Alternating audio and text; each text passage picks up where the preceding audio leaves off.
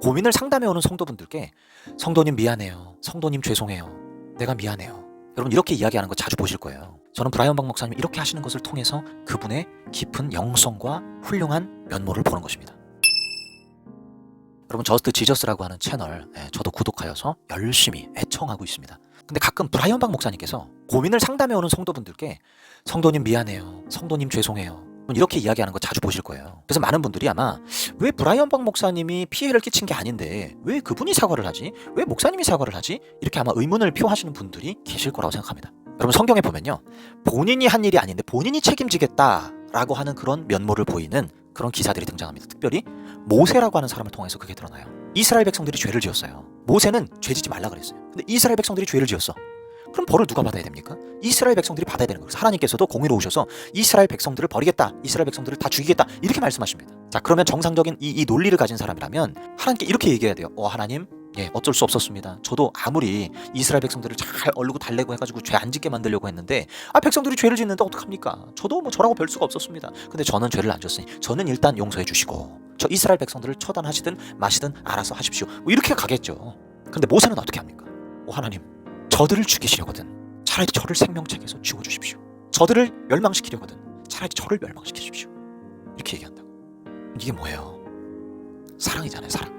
백성들을 극진히 사랑하는 거예요. 사랑하면 여러분 동일시가 일어납니다. 저 사람이 죽는 걸 그냥 볼 수가 없는 거예요. 저 사람이 당하는 걸 그냥 볼 수가 그래서 내가 당하겠다. 내가 죽겠다. 그럼 예수님이 보여주신 사랑이 그거잖아요. 예수님이 그 모습이잖아요. 인간들이 죽는 것을 볼 수가 없어서 내가 대신 가서 죽어야 되겠다. 그게 하나님의 마음이에요. 모세는 그 하나님의 마음으로 기도했던 거예요. 간구했던 거예요. 제가 대신 죽겠습니다. 제가 대신 형벌을 받겠습니다. 여러분 참 사역자들은 이런 지표들이 나타납니다. 브라이언 박 목사님이 고민 상담에 오시는 분들 막 눈물을 흘리면서 너무나 힘들어하고 있는 신도분들을 고민 상담하실 때 성도님 제가 대신 사과합니다. 사모님 제가 대신 사과합니다. 미안합니다. 미안합니다.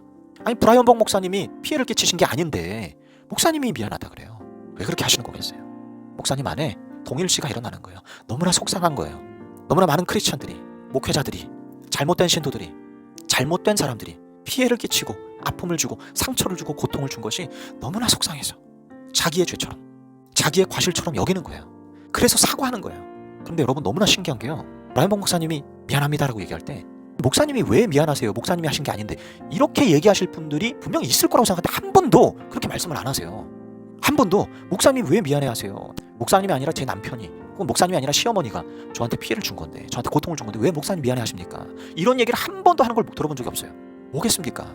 브라이언 박 목사님의 사과가 진정성 있게 다가오는 거예요.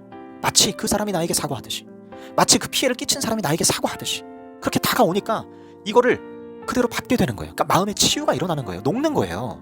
그래서 그 사람이 마치 나에게 직접 사과하는 것처럼 그렇게 들려오는 거예요. 여러분 이게 쉬운 게 아니에요. 정말 사랑하지 않으면 나타날 수 없는 현상입니다.